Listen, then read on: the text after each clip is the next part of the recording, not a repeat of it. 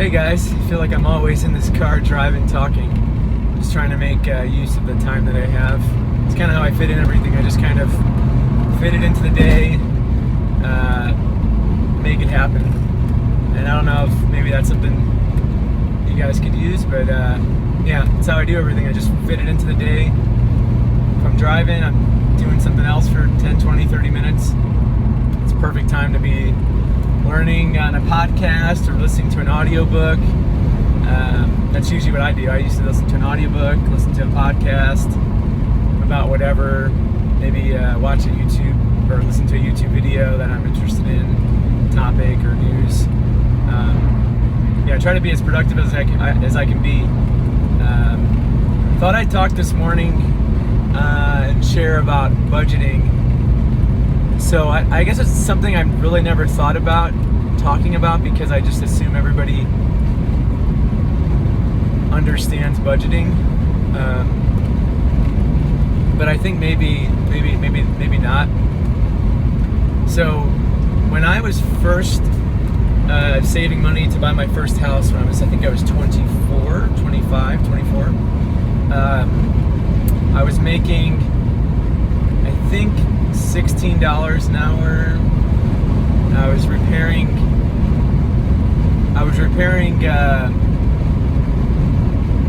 attic insulation machines. I was an attic insulation machine technician, and I would go to Home Depot, Lowe's, and fix the attic insulation blowers that you see there with like the Pink Panther and the cellulose, ones. But we just did the Pink Panther ones, like I forget the name of the company.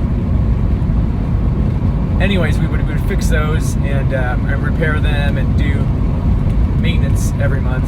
So that was my job. I drove 50,000-60,000 miles a year for that job, I was very lucky to have it. I applied at hundreds and hundreds of jobs, never got any good leads, and that was the best.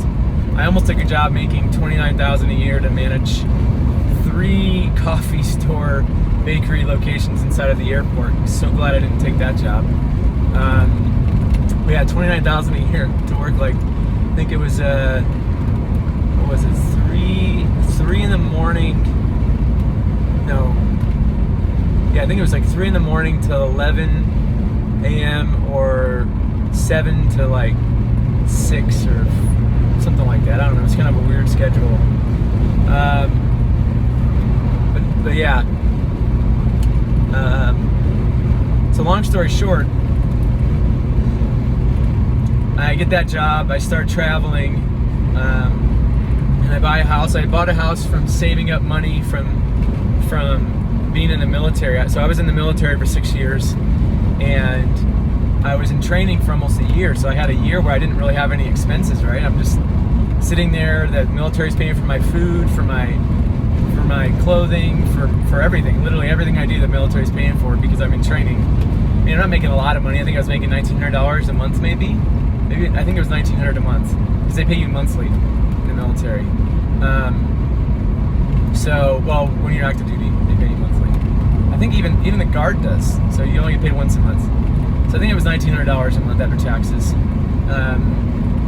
So roughly, if you're in training for 10 months, you should have 20 grand, right? That's the easy math. So what I did is I cut hair. So I started out with I started out cutting hair in college. I taught myself how to cut hair, and so I could like do tapers and fades and all that stuff, and not a problem at all. I did hundreds of haircuts in the college dormitories to make extra money. I charged $5 or $10 a haircut, and I practiced on my roommate. So Caleb, if you're watching, thanks for being my first customer. That went very badly. He ended up with a bald head because I messed up pretty bad. But yeah, then I did it on myself, messed up there a bunch. I messed up on myself quite a bit, but I started getting slightly better. Then I could actually cut people's hair and they would come to me over going to a barber. So, because it was more convenient, right? I'm just in the dorm, so they don't have to go anywhere. So in the military, I did the same thing.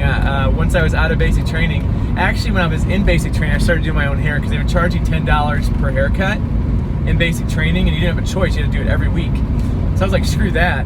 So the place that I was at was also a place for active duty people to be trained as well. It was like so you basically have like this phase when you're in basic training, and then you have a phase when you're out of basic training and then in your like specialty training. Well, that base had both of those things. So those people could go into the convenience store, they call it C-store, and they could get a normal pair of hair clippers. Well, one day, me and my buddy, trying to save some money, I don't know if you're watching, but you know who you are. We got the bright idea to buy a pair of hair clippers for like 15 bucks. So that way the rest of basic training, we would sneak around and like cut our own hair and save like 100 bucks or probably about 70 bucks from doing that ourselves. We would just buzz it, you know, it was like 5 minutes and you'd be done. So I've always been really weird about saving money. But yeah, so I did that. The basic training paid for all my expenses there. When I got out of basic training, I actually lost all that money because the year before that I was selling insurance, and I think I made like $12,000 the whole year selling insurance. Maybe no, I don't even think I made 12. I think I made $8,000. And luckily I was at my parents' house, so I was kind of like bumming it there. I was finishing up school, or I don't know why I was doing that. I think I was finishing up school. I just got kicked out of school.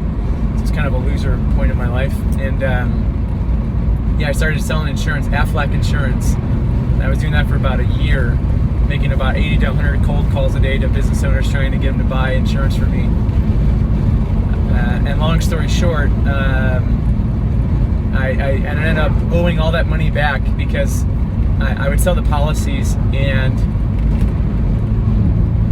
the businesses that I was selling to, the way I would target them, because Aflac doesn't have territories, the way I would target them is I would what would I do?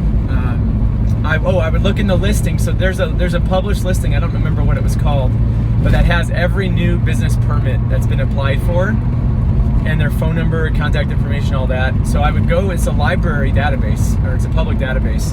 So I go into this library database, for whatever reason we use this library database, and find these people.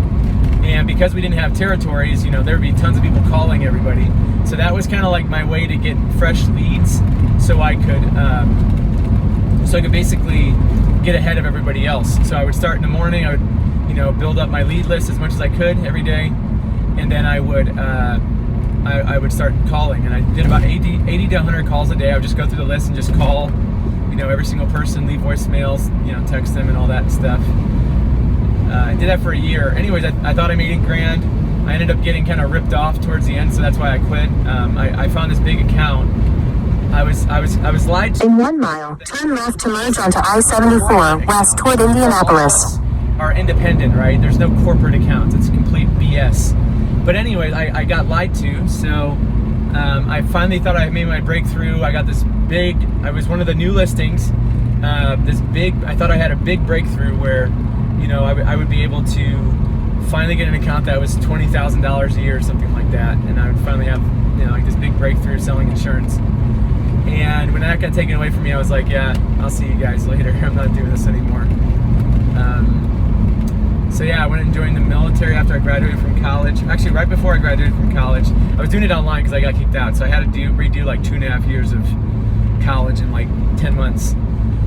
So I'm trying to join the military as an officer. Anyways, I'm getting off track now.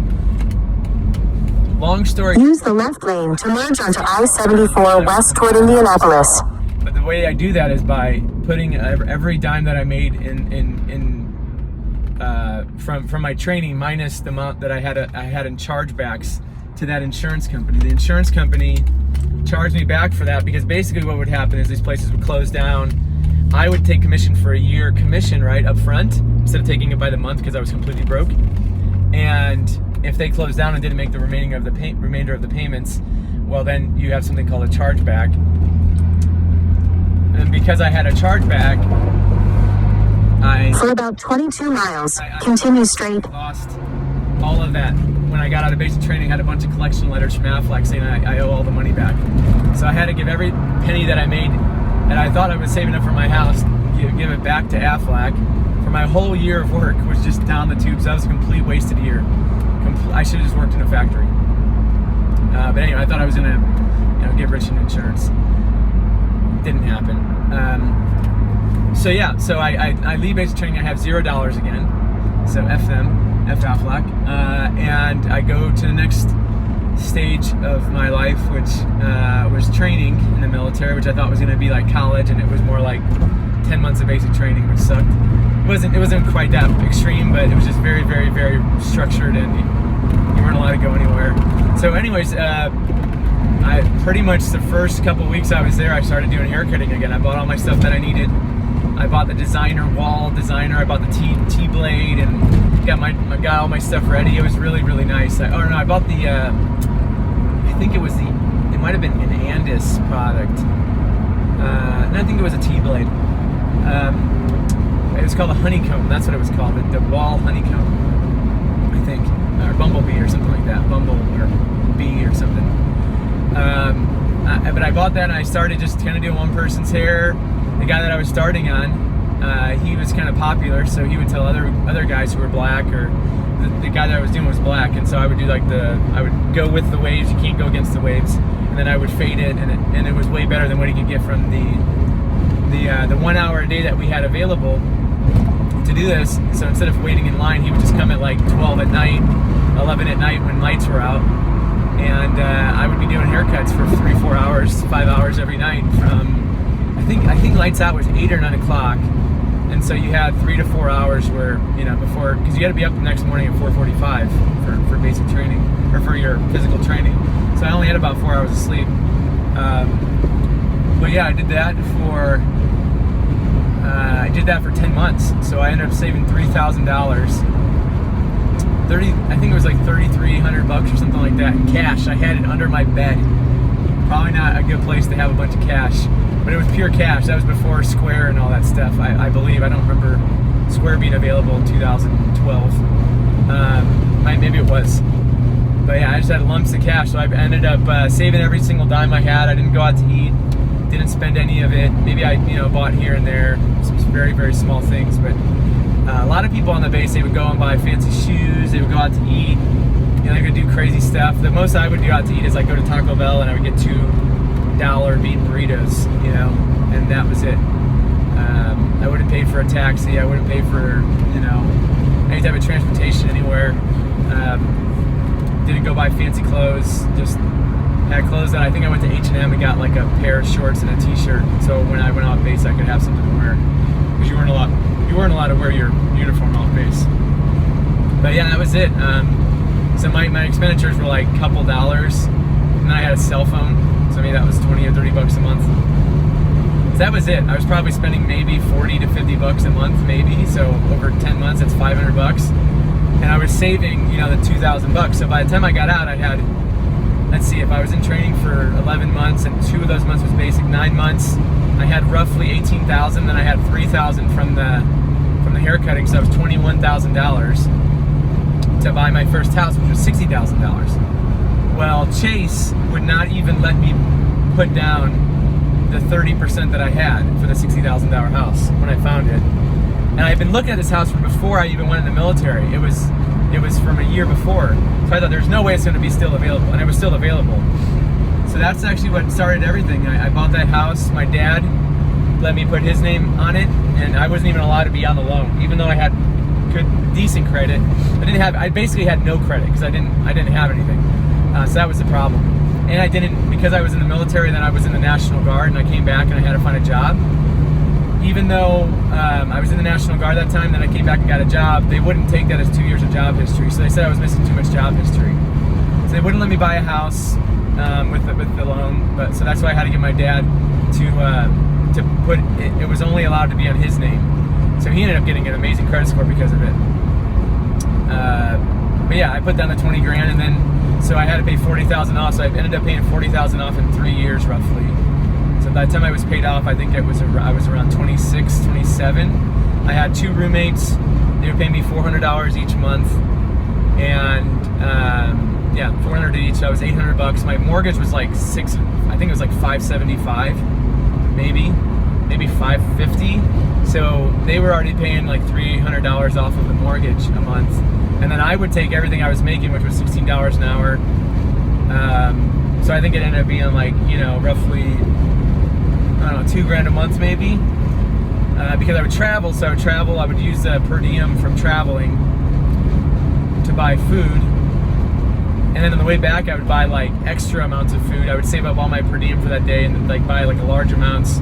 So I would buy like double stacks at Subway. I would get double meats or whatever, and then I would cut it in half, and I would eat the rest for that for dinner the next day. Then I would take the 2 patties and make it go a little farther. So I was probably spending $20 a week on groceries. I would take the hotel, like the toilet paper, take that. I would take that home, so that way I had toilet paper for the house. Didn't have to buy that either. And then all the utilities, that was covered by my roommates. I basically took that $2,000 that I made from work a month. I think it was like $1,200 a week every 2 weeks. And then I got like a car reimbursement, but I used that to pay off my car faster, so that wasn't really adding anything. But I did get reimbursed for mileage, so I made a little bit, maybe like $150 a month off that. I think I was making like $2,200 a month maybe after everything, after taxes. And then I would put that into the mortgage, so you multiply that over 12 months, that's 24 grand. Then I was dating people at the time, so I'm sure there was some money spent in there. That was probably my biggest expenditure, was dating. But yeah, so that's kind of how I did my first house. Ended up paying it off around 2.5, 3 years there. And then I got my next house. I moved to it. I should have just rented it out. I don't know why I didn't just rent it out. But I didn't. I moved to that house. Anyways, and I got I got another mortgage, $60,000 for that house. That was kind of like my price range that I was shooting for. So they were usually small, older homes that needed a lot of work. And I bought that one for 60 grand, so I put 12 grand down for that. And I had to save 12 grand, right? Because I didn't know anything about HELOCs or anything like that at the time. I didn't know that was a thing. So I did that. And then moved into that house. I had 2 roommates again there on accident. It wasn't on purpose at all. But I ended up having roommates there again. Did the same thing. Took about 2 years to pay that off. So by that time I'm 28, 29. And yeah, I was doing the same thing there. Not quite the same job, but same thing. I really didn't make much more money. Just saved every penny and just kept on getting it going. So yeah, so that's how I think about money. And I think a lot of people think about it in reverse. Meaning they look at money and they say, okay, what can I buy? I've never looked at money at what can I buy, ever. I've never looked at it that way. I look at it, what can I invest in the businesses that I have? So how do I invest back into the business? How do I make the business better? How can I optimize what I'm doing to make as much money as possible with as little amount of money as possible, right? How can I structure things to make it as seamless as possible? And that's how I've always thought about business. I've never thought about money in terms of like, oh, now I have $5,000, I can go buy a $5,000 pair of, I don't know, $5,000 car or something. Like I just got this car. It was five grand because it was a good deal, and I hadn't got anything for myself for making this business purchase. I usually do like a small gift for myself when I buy stuff because it takes me a lot of work to save up money. So I do small stuff like that, but I never think about it in terms of like, I got this money now I'm going to spend it. I don't pay myself for any of the businesses yet. Because I just think it's not smart to do at first. But yeah, so that's how I've always thought about business. I just always thought about it in the way of what can I reinvest back into the business, or what can I do with this money now that I have it? Can I start piling it into real estate? Can I start, what's the best investment that I can make at this time? It's just how I've always thought about real estate, or thought about money. And so I think if you don't think about money that way, think to yourself, how can I reframe that? How can I put myself around social media content that talks about how to manage money? Because it's really like a rewiring you have to do. When I was growing up, we never really had money. We weren't poor, but we never had extra money ever. And it was always like we were tight somehow all the time. I always remember being tight about everything, never having any extra money, and if I wanted to get something, I got it myself, that's how I'm gonna raise my kids as well. But so if I ever wanted it, if I wanted a car, if I wanted a cell phone to talk to my girlfriend, I had to go, find work. In about 10 miles, merge onto I-465 North. There was no money to give me. I think my dad gave us $5 a week for an allowance, and that's what we got, or $5 a month, I think it was. And that was it. So I wasn't buying a phone with that. Yeah, so that's kind of how I did things, how I've always done things, and it's how I've always thought about money. I've never thought about it in terms of, let me go buy stuff now that I have money, or I can go buy this fancy watch or something. I mean, my watch is $39, you know, so just never thought about money that way. I've always thought about it just as providing stability for myself, and kind of like a game, you know, like how much can I save, how fast can I pay this off, what skill can I learn to go make some more money. You know, that, like the hair cutting, I was just fitting that into the day, just like I'm doing now. I'm just fitting this into my day. I wasn't doing anything extra, right? Like we all have the same 24 hours. So if you don't think about money that way, ask yourself why, and then, you know, realize that you're going to need to shift that, because if you do, if you don't think about money that way, it's going to be a problem if you want to invest. And I assume if you're listening to me, you want to invest at some point. So you really have to start learning to save. You really have to start, not just to save, but to look at money differently. Like when I had my own like small lawn mowing thing, you know, I was buying good equipment. Like I would go out and buy $180, $200 mower, or I'm sorry, blower, right? I was going out and buying the $200 weed whacker, right? Like I wasn't buying cheap stuff.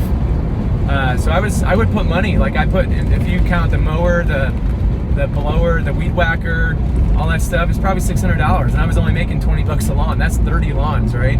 It's not cheap. It's probably all the money I had. But that's what money is for. It's to reinvest in the business. It's to make your operations better, so that way at some point you start making money and you run things in a proper manner. Money's not to just grab and go and spend. Like that's not what money is for. I mean, that's if you want to be a consumer and if you're not interested in investing, yeah, that's what it's for.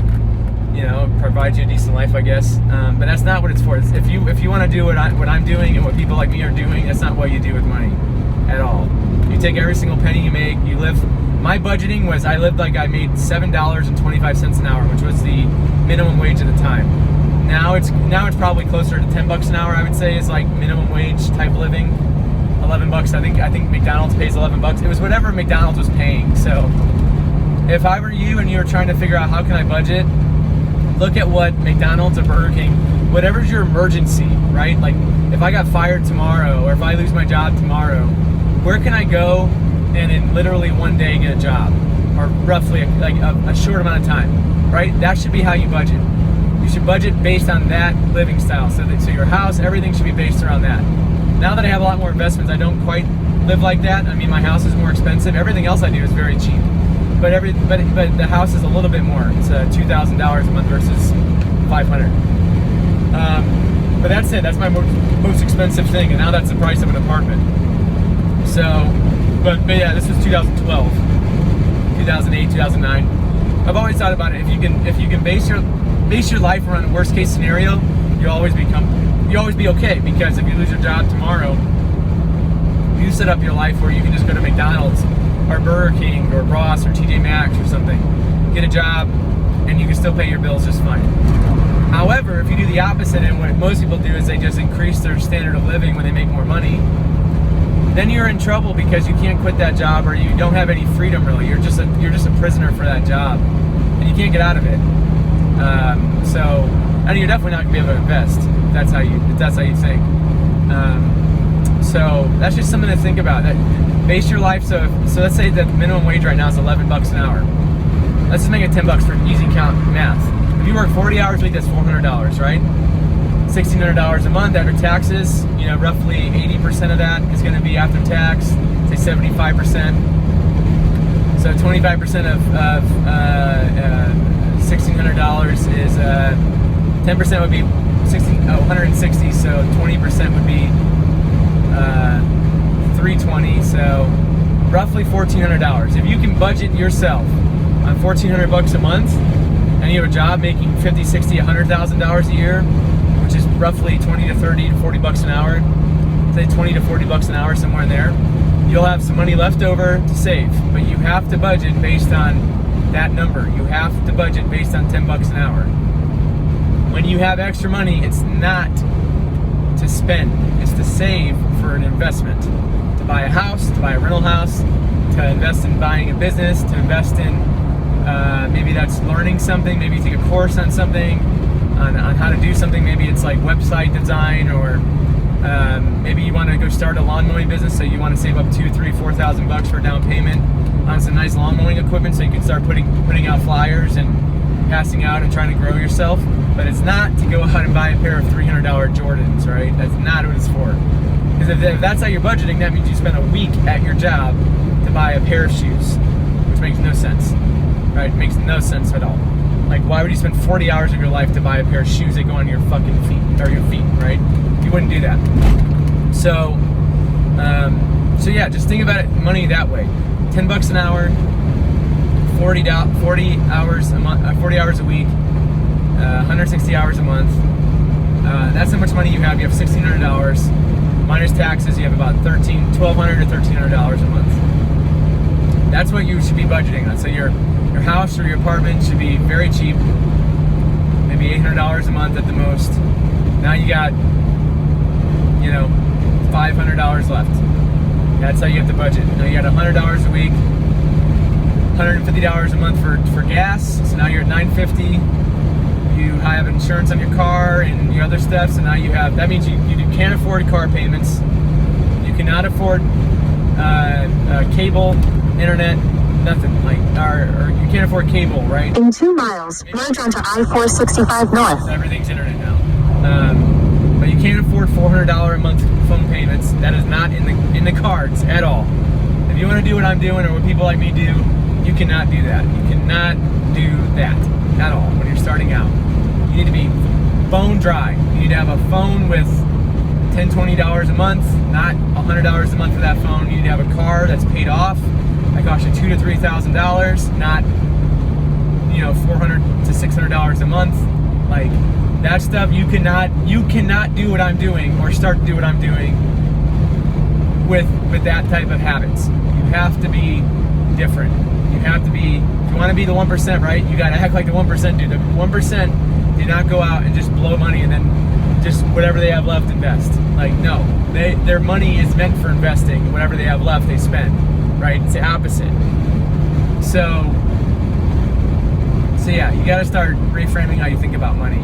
It's not at all what you think. It's $10 an hour. That's your budget. That's it. It's easy. Everything else around that is what it is. And if you got to get use the right lane to merge onto I-465 North. Like, that's all you got to spend. Everything else needs to go to savings. And if you can't go to savings, that means you need to get another job. You need to work more. I had 3 jobs, right? I was working 80 hours a week, 120 hours a week. It doesn't matter. If you want to do this game, this fun game, then you gotta continue straight, then keep right. And if you don't want to do the work, then you don't expect. Use the right lane to keep right to merge onto I-465 North. People like me are doing. If you don't want to put in 80, 100 hours a week for 3-4 years to save up money for a down payment on something, right? Don't blame it on the people. Don't blame it on people like me, right? Like that you're not saving money. No, I did all that, and I still do that. I still live super cheap. Like, I still go to Taco Bell. Use the right lane to keep right to merge onto I-465 North. I love, or $10.99. Like, that's my splurging, right? Or taking out my parents to eat. Like, that's my splurging. It's not like I'm going out every day to spend $50 a day on food. I spend probably $40 to $50 a week on groceries, and I probably could get that down lower, because I basically keep right. Sweet potatoes, onions, and then I go to Kroger and I get those little mixed vegetable bags. I get those little mixed vegetable bags that are pre-frozen, and I will put that with, those are $1.59, right? So I know the pricing, right? Do you know the pricing of what you buy? Do you understand the pricing of what you buy? If you don't, like, you should understand that. Like, if you don't understand the price of what you buy, you are not going to get this. You are not going to understand this stuff. You're not going to understand how somebody making $16 an hour can pay off a house in 2 years. Because you don't know your numbers. You've got to, like, when you ask me about my business, right? In 4 miles, take exit 44A to merge onto I-70 West toward Indianapolis. Right? 45 to 55,000 a month. I know this. How much do we spend on payroll? We spend 100 to 120,000 a month on payroll. I know these numbers off the top of my head, right? You need to know your numbers off the top of your head. You cannot afford to be winging your budget. You can't. You cannot afford that. What is my loan payment per month? $23,000 and $500 a month, right? $23,500. What's my loan payment for the other business that I have? $25,000 and $200 a month, right? Like, I know this stuff like verbatim. You can ask me at any time of the day, and I will know what we spend because I know. Like, it's seared in my consciousness. I know when I go to the grocery store, it's $1.39 for tofu. I know it's $5.99 for a 10-pound bag, or $5 for a 10-pound bag of russet potatoes. I know it's 99 cents for the sweet potatoes per pound at Kroger, right, for non-organic. I know it's whatever I'm buying, I know. And then if I buy something outside of that, it's ultra marked down. So I go to the juice section, I see what has a clearance label on it, right? This is how I think. This is how people like me think. And if they don't think like that, maybe they were handed money, or they got lucky, or they have a high-paying job, they don't have to think like that. But most of us aren't going to be geniuses that can be doctors or attorneys, right? Like, I've never been very smart. Never. Ever. And if you doubt that, I can show you my grades, I can show you how hard I have to work to memorize things. I'm not smart, right? Like, I'm not intelligent, I'm not a quick learner at all. Like, I have to work really, really, really, really freaking hard. And because of that, I knew I was going to have to, like, be very regimented with myself. I was never going to make... In 2 miles, take exit 44A to merge onto I-70 West toward Indianapolis. I was never going to be very high up in a company. It wasn't something that I saw. I'm not a good speaker relative to, some people that have very good speaking voices and have a good way of presenting their thoughts.